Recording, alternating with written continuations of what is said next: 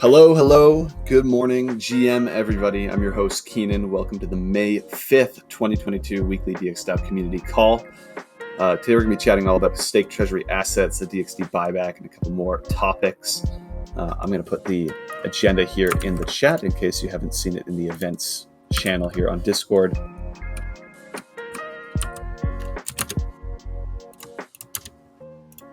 Perfect. Yeah, so without further ado, considering the agenda focusing on recaps first, let's get started right away. I'm wondering if Venky's here to give a little chat about Swapper, the current status, and where things are moving.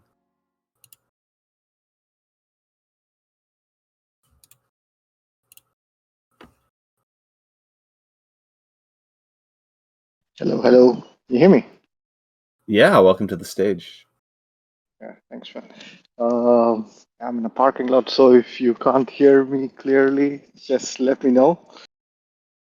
Okay, I can start with the update. So to start with, it's been almost 6 to 7 weeks since we had a Swapper release, and so there has been a lot of things that we've been working on.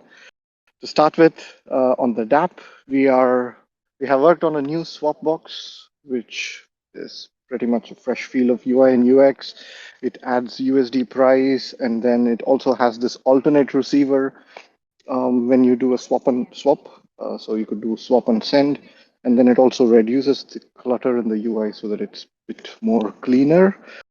And then we are working on an update of DIY farming. So now it has a wizard-like navigation so that it's easier for campaign creators to go from step by step. We have also enabled support of single token staking and also enabling support of multiple rewards in the DIY farming. So that's on the DApp. Moving on the feature of Eco Router. So we are working on Curve, on Gnosis Chain, and Arbitrum. We are integrating CowSwap, followed by 0x. So these are things that are parallelly being worked on, and then possibly in the coming week or so, this would be complete. So to be followed by this, I think we will try to see if we can integrate Balancer, Symmetric, and other. Next is Eco Bridging. So as part of Eco Bridging, we have finished integrating Socket. They also reached out to Socket team, and then they have tested a bit, and then gave us a couple of feedback. But all in all, it looks good, and then it looks really ready to be merged to the develop. After integrating Socket, we also worked on OmniBridge. So OmniBridge is ready as well, but we are just waiting for the Socket to be merged and released before merging any other bridges. So OmniBridge is in the works, and we have started investigating Connect next. That's on the bridges. So next one on the networks. So as part of the upcoming release, we will enable support for Polygon so that we could do eco routing and eco bridging with Polygon. And we are investigating what's the next network that we should support where we could only do DApp deployments. Just to be clear, we are not deploying any of our contracts, so we cannot not have our own liquidity or the farming, and all of those will not be supported to begin with.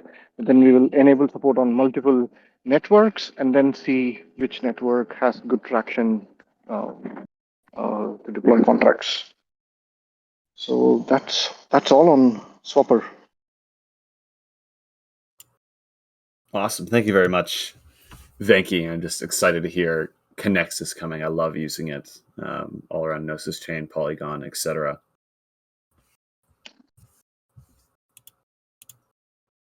Cool. Next up on the recap here today is DX Voice. Those of you that don't know, DX Voice is our kind of content media marketing arm.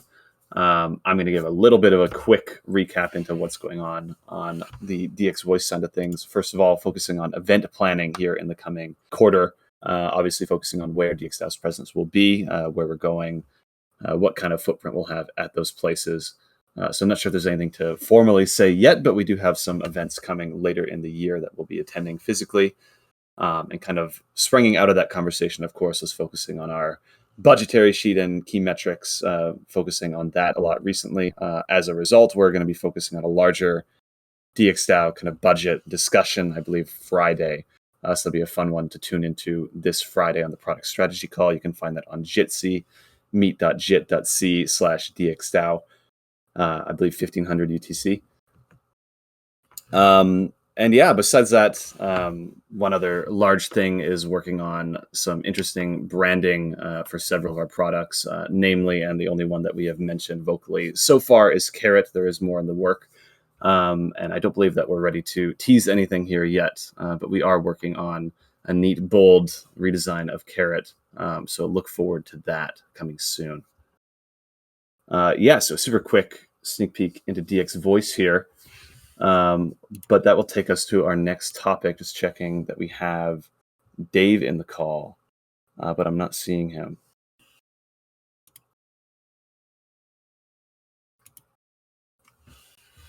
But for now, the next topic was staking further treasury assets featuring our lovely Dave. I think he's not quite in the call yet.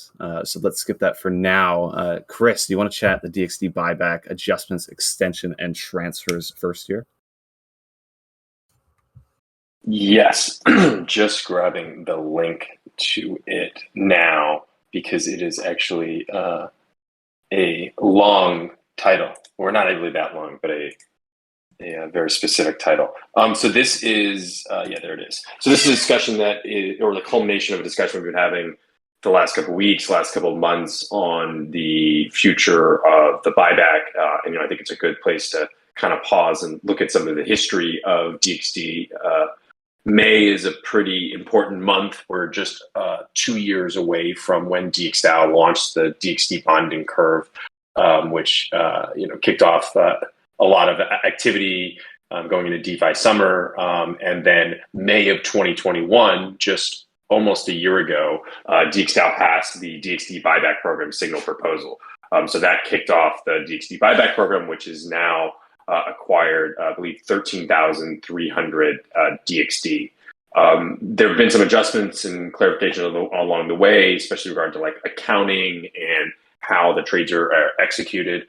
But moving forward, there have been a couple issues that have not been resolved that this proposal intends to resolve. So there's really three things from a broad level this proposal would do. The first thing is it clarifies these certain adjustments. The second thing is it extends the buyback program for another $1 million. And the third thing is it would actually transfer the 357 ETH that would be needed to complete that extension. The last two items are pretty standard for buyback extensions. So really the more important thing here in this one is the adjustments and clarification thing. So there are three items here that are clarified. The first is the accounting breakdown between DXD in the general treasury versus DXD in the buyback reserve. All of the funds that have been used to purchase the DXD have come from the general treasury. But starting with the first buyback extension, the second $1 million of DXD purchase, the community shifted to where the funding for the buyback program would come from the buyback reserve. But the buyback reserve is actually in the DXD token contract. So accessing the ETH in there, you'd have to upgrade the token to be able to do that. And that would involve a lot of complexity. So since then, ETH from the general treasury has been used for the buyback. But there was actually some kind of confusion or clarification or lack of clarity on what exactly was happening with this DXD. Now, the buyback reserve was always kind of seen as being owned by DXD holders. And if you did deposit DXD in there and purchase, use that to purchase ETH, or you would actually burn your DXD. So this first clarification point basically lays out that the initial 3,659 DXD that was purchased under the first buyback proposal can be used by the general treasury and could be used for swap or liquidity provisioning. But the rest of the DXD that's been purchased through that, which is 9,640, plus any future DXD that's purchased using funds from the buyback reserve, all of that DXD should be burnt. So I'm not sure when it will happen, but if this passes, that would mean around 10,000 DXD would be burned from this. That has some follow-up implications on how much ETH is left in the buyback reserve. So that means that with this account and clarification, there's I think about it says 527 ETH in that can still be used under the same original parameters of the DXD buyback program to purchase DXD.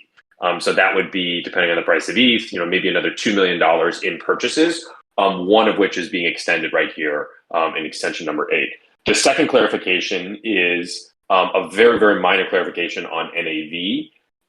So there's been a lot of discussion on NAV. This is not addressing the larger kind of question of how you calculate NAV long term. This is just making a clarification that if you look at the original buyback program, the signal proposal and subsequent ones, it actually could be interpreted that the NAV only counts ETH and stablecoins. And that's mostly because when the DXd buyback program started, that's the only thing that was really in the treasury. So this point just makes sure and clarifies that NAV assets also include any swapper deposits where there's huge amounts of ETH and DAI and stablecoins and those assets, but they're actually in swapper. This also includes staked ETH, staked GNO, or any stablecoin deposits on Ethereum mainnet, Gnosis Chain, Arbitrum One, and any other sanctioned DXdao base. So really just a clarification because the assets maybe have gotten a little bit more diverse and different than when the original buyback program was started. But these are still the ETH and stablecoin as the base. And then the last one is the last point of clarification is if and when the DXd buyback program depletes the buyback reserve. So that's the 2,500 ETH that was in the buyback reserve. So there's when that happens, then funds from DXdao general treasury can be used to purchase DXD on the open market at up to 70% of NAV, so long as the calculation accounts for runway and future funding for product development. And I do think the language on this one is very important because what we're trying to do is, this is why I appreciate Keenan's comment about the Fed at the beginning, because he's kind of teed this up. What we're trying to do here, I think, governance is set forward expectations for a commitment to DXD after the buyback reserve depletes. But we want to signal that to the market, but then also have some expectations that governance and some other plans will be put in place for when that does happen. And so I think the key part about this is how that does not affect runway and future funding for protocol development. Really, because there's a very big difference between using ETH from the buyback reserve, which is kind of owned by DXD holders, versus using ETH from the general treasury, which was raised to fund product development. So those are the three issues that are clarified regarding to the buyback program. And then there's one more thing included in here, and that's really it's labeled the Future of Dxd, and it's really a further commitment from DXdao governance to devote further resources and a dedicated DXD token working group to address a lot of these long-term questions about DXD value accrual. So I think we've talked about these things a lot, and again, looking back where DXD has come, it had the first year, and then I think there was governance 2.0, and then the buyback program that have really kind of shifted things there, and we've adjusted things over the last 6 to 9 months to push things forward, and then we also have this here. But I do think we need to start looking at a long-term solution here that kind of addresses a bunch of these things and maybe lays out a plan that can be executed over the maybe coming year there. So that's that in terms of adjustments and clarification. And then there's just the normal extension details along with this rest of the proposal, which again is that there's an additional $1 million in DXD purchases, and that it kind of lays out the path of how it will get to the GP relayer, and then some additional risk and considerations. So this was discussed yesterday on the governance call and also last week. I'm not sure if the governance call from yesterday is up on YouTube yet, but do check out that conversation and then also one from last week for any other questions. The limiting, or I guess the next step here, of course, is to move this to a signal proposal. The factor to consider is that I think there is about 75 or 80 ETH left in the GP relayer. I think that'll expire in about 11 to 13 days, something like that. So assuming this proposal needs to get passed through mainnet governance, that's an 8-day thing. So would be good to get this to a proposal, over the next several days here. So any additional comments here on the forum would be appreciated.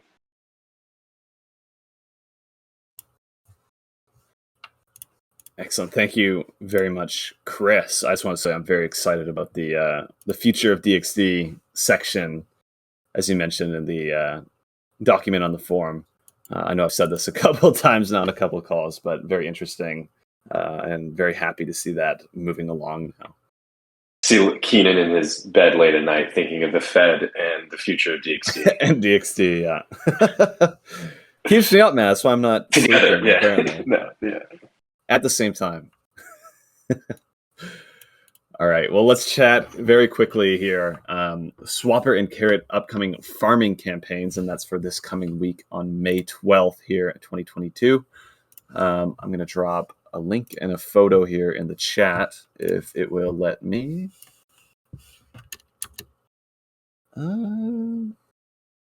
Yep, looking good.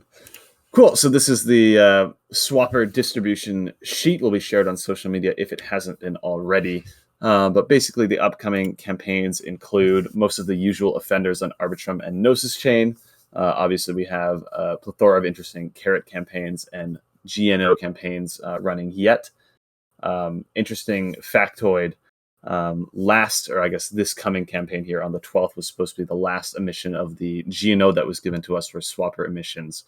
But because of Carrot and because of the targets that were set, there was enough recovered from the unspent to allow us to extend it for another month, which is very, very cool. So we do have some more GNO on all of our pairs as usual: Wheat XDAI, Wheat WBTC, GNO XDAI, GNO Wheat, GNO DXD, and Link GNO. And then obviously we have our very fun partner campaigns here with Cow against Wheat, Cow against GNO. And then on the Arbitrum side, business as usual for the time being with our kind of Swapper USDC ETH pairs, ETH WBTC, and our unallocated fund. This is going to last from, I believe, May 12th to June 9th. Let me just confirm that here. Yes, until June 9th. And that kind of leads us to the Carrot campaigns, which are going to run in tandem from the same time period of May 12th to June 9th. Just pulling those up as well. We'll have more info on that on our social media and the announcement channels here shortly. But the three kind of primary ones being the GNO, Swapper, and Cow Carrot campaigns, of course, from May 12th, 1500 UTC to June 9th, 1500 UTC.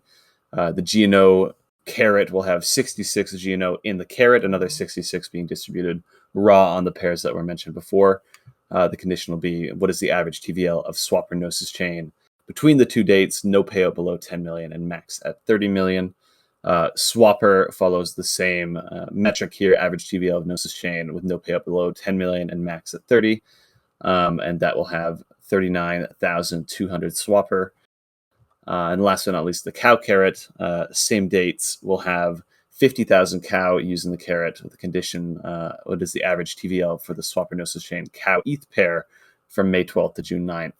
There'll be no payout below 500,000 and max payout at 3 million. I believe we're sitting around 900,000 currently, maybe a bit more or less, depending on these kind of crazy market conditions the last couple of days.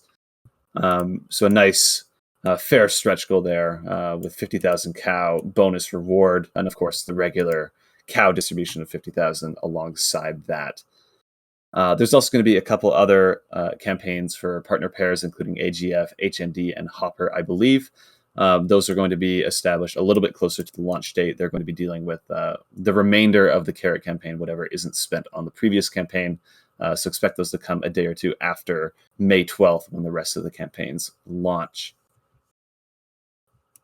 I believe that'll do it on the emissions. Again, keep an eye on the announcement channel or on Twitter, Swapper ETH, of course.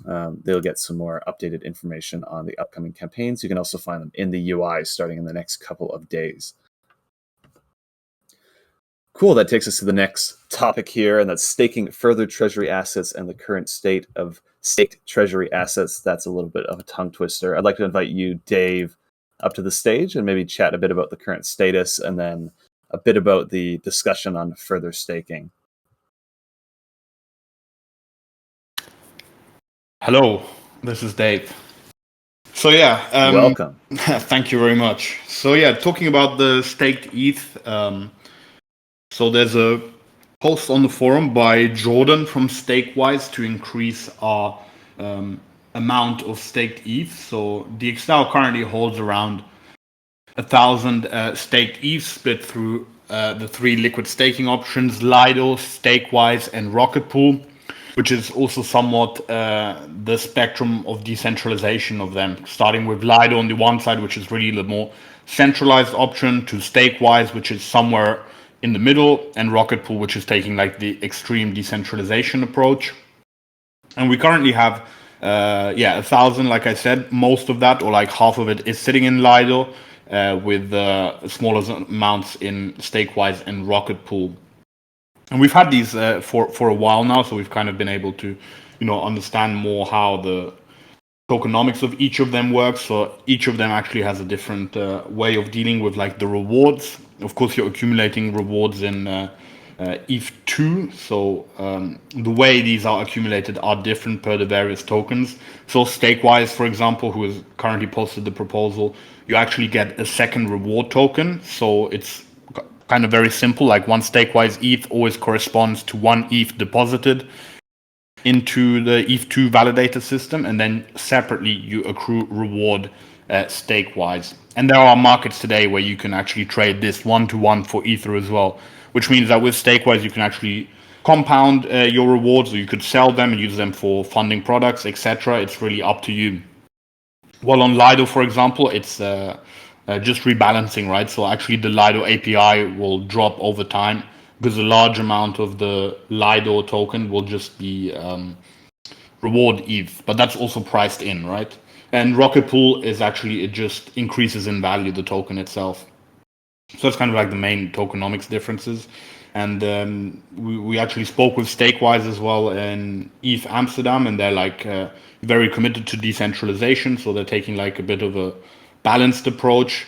One of the issues, for example, if you go with like a full decentralization approach where anyone can run a validator, that's like kind of like the main difference, I would say, is that you actually need to rely on people to run those validators, right? Like a single individual at home could be running a validator, and if the power goes down, etc., they're not professionals in running servers and stuff. There are some issues there. But, I think we're definitely also very bullish on Rocket Pool, and also want to talk with them about how we can work further with them and maybe even help them address some of these issues. And Jordan posted a proposal on the forum, which is to stake both a further 2,000 ETH with Stakewise, as well as staking 255 GNO, I believe. So Stakewise is also deployed on Gnosis chain. They're the first liquid token on Gnosis chain. And so that's the proposal, to do 2,000 ETH on mainnet and 255 GNO on Gnosis chain. And there's a vote right now on the forum, so I'll just post the forum link as well here in the group chat, in the mothership text chat. So make sure to like go through the proposal a bit more in detail, cast your vote, and eventually looking for Stakewise to themselves submit a signal proposal at some point in the next week or so.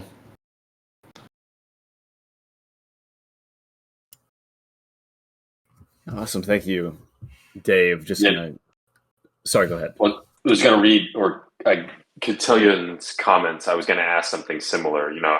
Thinking about the growing dominance of Lido in the ETH derivative market, and how some of the conversations in the community about how it was important for DXdao to try to promote the decentralized option when we can, as that's core to our mission. So curious to hear if other people in the community have are seeing some of maybe those centralization concerns, or so Cotillion is echoing those, that Rocket Pool has a strong set of incentives, and if we're going to be picking one, the decentralized option supporting that is part of the ethos here.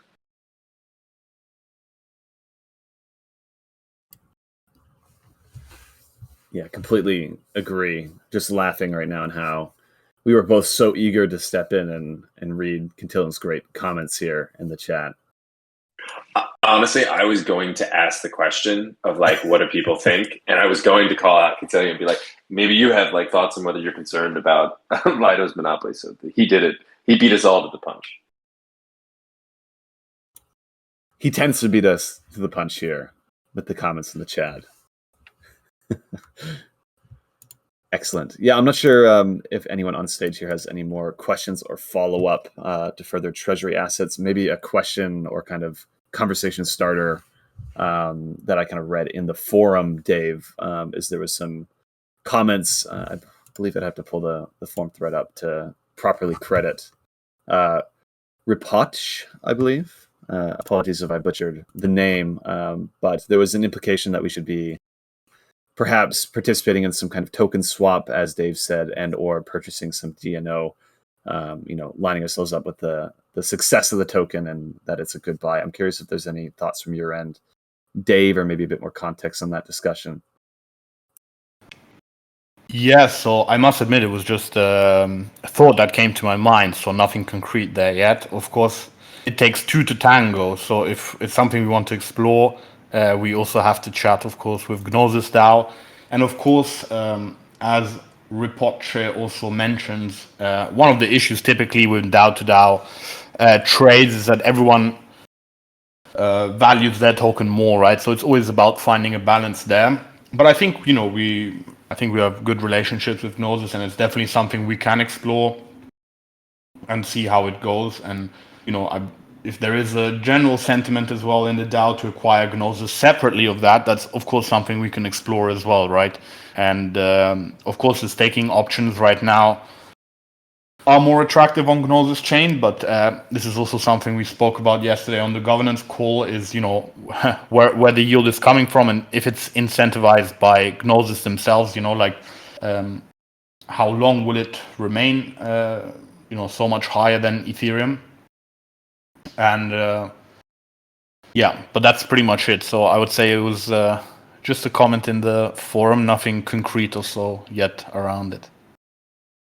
But I think in general, DAO to DAO token swaps are like really good to, have shared goals, etc. Especially, we're building a lot of our products on Gnosis chain, so Gnosis DAO naturally makes sense to have like interests aligned with them.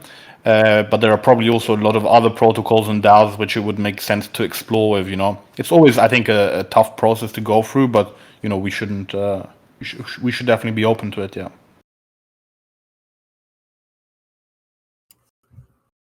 Yeah, awesome. Thank you very much, Dave. Open any kind of final thoughts here from anyone on the stage. Otherwise, obviously, a little bit of time at the end for open questions as well.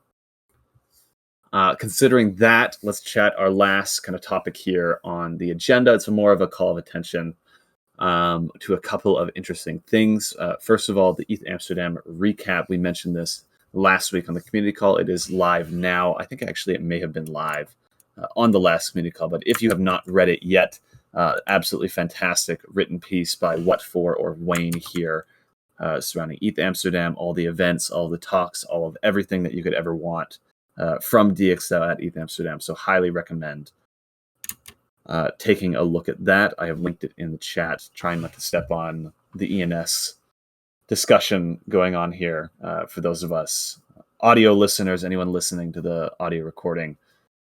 Cantillon was contacted regarding his ENS and someone that wanted to buy it. So there's a bit of a discussion about the use of subdomains, renting out ENSs, etc. But yeah, take a look at the ETH Amsterdam post. Highly informative. Covers basically anything that you would want to know about ETH Amsterdam and specifically DXDAO's attendance of ETH Amsterdam. The next interesting thing is we have spoken to and integrated OX Friends. I'm not sure. Nathan was kind of the primary contact for that. So if you would like to speak to it, you're welcome to step up on the stage, but I can give a quick little overview. They're basically a small protocol that takes your wallet and your Discord handle checks what servers you're in, checks what tokens you hold, NFTs, and will make small little thread groups with those people that share common interests with you. So it's a very interesting way to connect with other people in communities from other communities, cross-community coordination.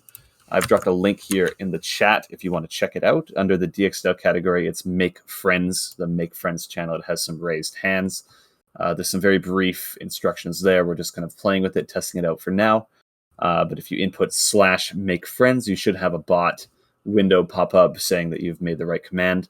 It will kind of match make you with some people that share similar interests, what interests you share, why you share them, how long you've shared them, etc. I think it plays with some conversation starters as well, which is a little bit fun. But highly recommend taking a look at that, and thank you, Nathan, for speaking with the team there and kind of setting that up. Cool. And then the last thing from my end is the April month in review. Obviously, a bit of a month in review shill here as I write it alongside Chris. But we are looking to publish the April month in review early tomorrow. Hopefully that target is met, of course. And if it is, highly recommend, as usual, taking a look at the announcement channels, paying attention to that month in review. We'll have a good recap, of course, of the Amsterdam stuff. And lots of different things that happened to DXdao in April. So keep your eyes open for that. And yeah, that gets through the primary agenda that I wanted to get through today. We do have some space for open questions. None left with me here for the last couple of calls, so nothing that I have to run off here. I'm curious if there's any topics anyone wants to run on the stage. If not, then we can end it maybe a little bit early. See if there's any discussion first, though, of course.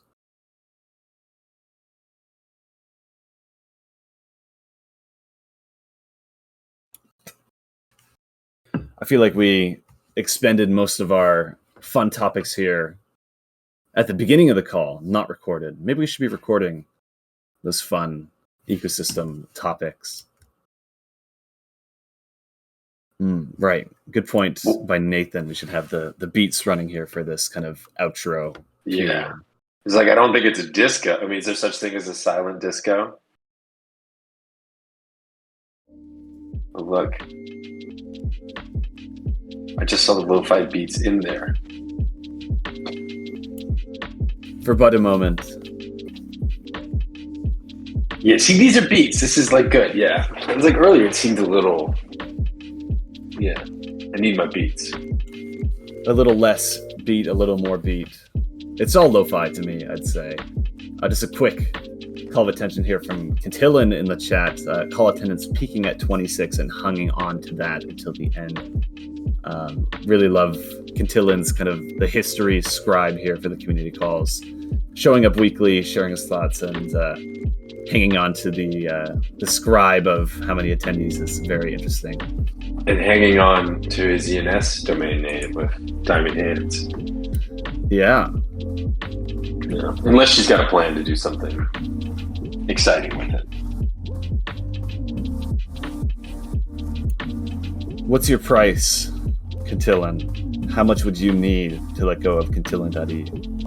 It's got to be a dream. What is someone going to do with it? What can you take my creation and do something more with it?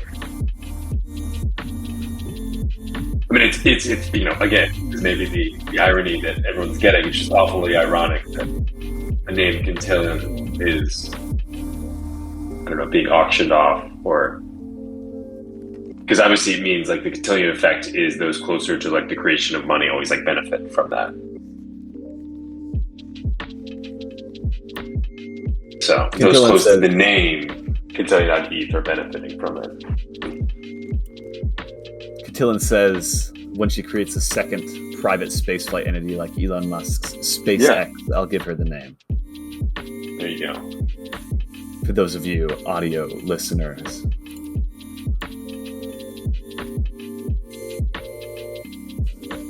Yeah, excellent. Opportunity here for anyone to speak up, any open questions, open comments, anything about DXdao, feel free to shoot it out now.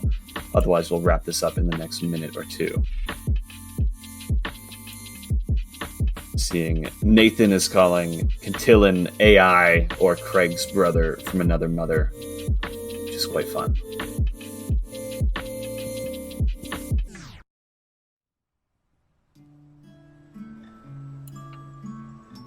Excellent. Well, seeing as the lo-fi radio has moved on to its next song, maybe it's good time for an outro here. Thank you very much, everyone, for attending the weekly DXdao Community Call. You can find us same time at the same place next week here in the Discord at 1500 UTC. We will see you then. Hopefully a lot more on the go, a lot more to share this coming week. So stay tuned. Thank you so much, everybody, and we'll see you next week.